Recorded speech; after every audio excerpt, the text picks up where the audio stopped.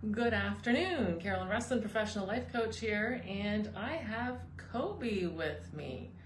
Now, I have brought him on this call for a reason, and hopefully this call will last with him here in my arms.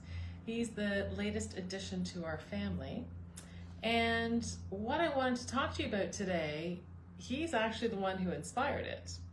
So, what I want to talk to you about today is how language can be so powerful, and the words we choose can be so powerful, whether it's the words that we use in our mind, hi Jennifer, whether it's the words that we choose to use with other people, can be so incredibly powerful.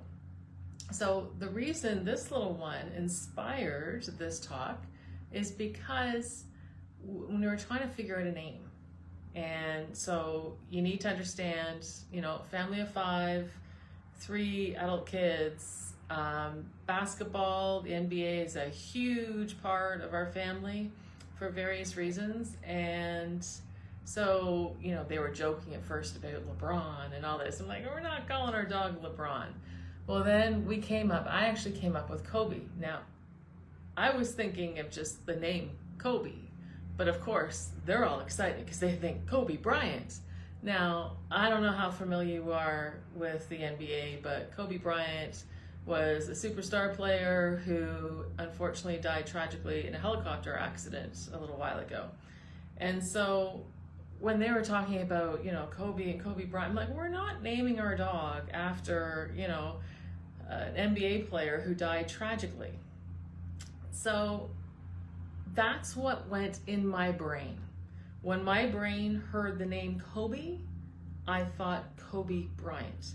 Because what happens with our brains is when we hear something, it wants to relate it to something. So when I heard the name Kobe, my brain, I don't know of any other Kobes. And so my brain instantly went to Kobe Bryant. And then it gave me those feelings that I had when I think of that man and what happened to him, which obviously weren't positive feelings. So that's what inspired this talk. But now I want to have it relate more to you. So here's some other examples. Again, just to share something, my parents are both still alive, been having some issues lately, some health issues. My mom had a fall, a bad accident, and whatnot.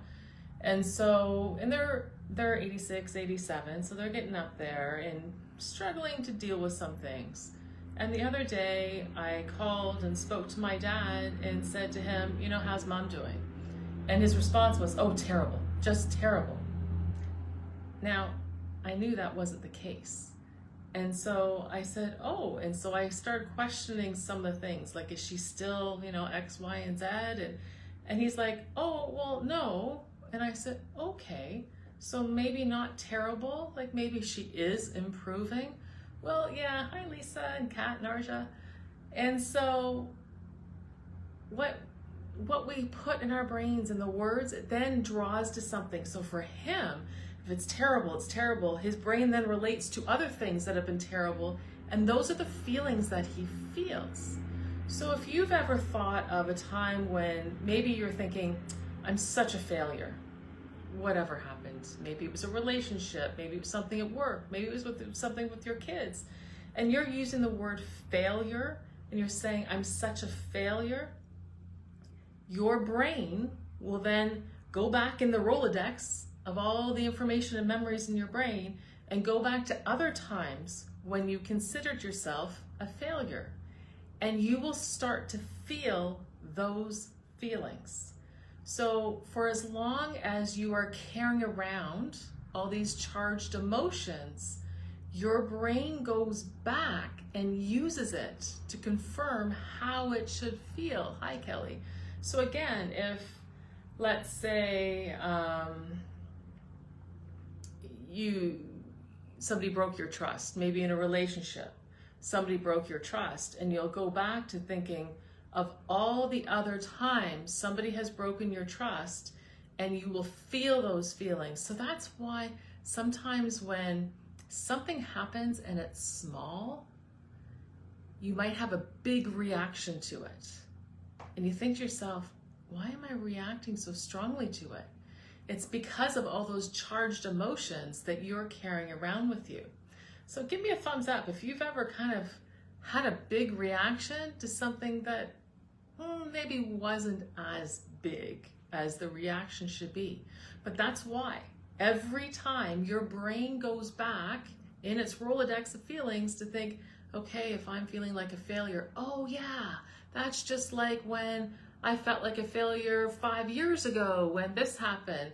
It's just like when I felt like a failure when I was 10 years old and that happened. Hi, Lana. So it always goes back. So then, of course, the question is, what do you do about it? Okay, so there are a number of things that you can do about it.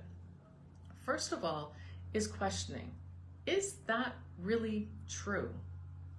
So, I'm sorry, I'm harping on this failure example. So if you're thinking I'm a failure, is that really true? So I then want you to think about, are there other examples you can look at where you weren't a failure, where you were really successful, where you did something great? Because we need to reprogram our brains to be looking at some of the good things. So that's the quick and easy way, and it takes practice. It takes time and it takes practice. The faster way is timeline therapy. And you've heard me talk about that lots. But remember why I talked about all those charged emotions that you're carrying around with you? They're in there. And the reason why your brain can't release them is because there are positive learnings attached. So it's about going back in time and pulling out all those positive learnings so you can then dump it all. So then what happens? What happens is when things happen to you, and again, I feel like a failure, those charged emotions are gone. So your Rolodex of things your brain can refer to, there's not much in it anymore. So that's why when new things happen to you, you don't have the extreme reactions.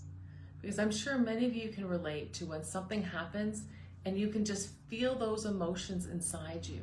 You can feel them, whether it's in your gut, your chest, your throat. You can feel that tension. You can feel that stress. So think about the language that you use and even the choices that you make. So let's say something's happening and it's really, really frustrating. And if your way of reacting to it is, oh my God, is this ever going to end? This is just horrific. Again, your brain's going to go for more examples like that. And when it finds more, it will make you feel the way you did then. So instead, what if, again, language is so key. What if you use the language of, this is frustrating, but I can do this. I'll figure it out. That feels different, doesn't it? Instead of, oh my God, is this ever going to end? This is horrific. You can just see how you would spiral, opposed to addressing, yeah, this is frustrating, but give me some time and I'll figure this out. It just takes the power out of it, and then it will change how you actually feel inside. So again, for those of you who join me a little later, feel free to watch this video from the start. I know you're probably wondering, why am I holding this cute little puppy here? And this little guy is the one who inspired me for this talk because of the name that we chose. So you can take a look back and you can understand. But this is little Kobe, and he is 9 weeks old. And yes, he's as precious as he looks. So anyway, I hope this talk has helped. If you want to learn more about timeline therapy, just type me down below and I can easily set up a free call with you and I can explain to you how that would help you and what that would actually look like to work together. So anyway, hope you have a fabulous day and we'll chat again.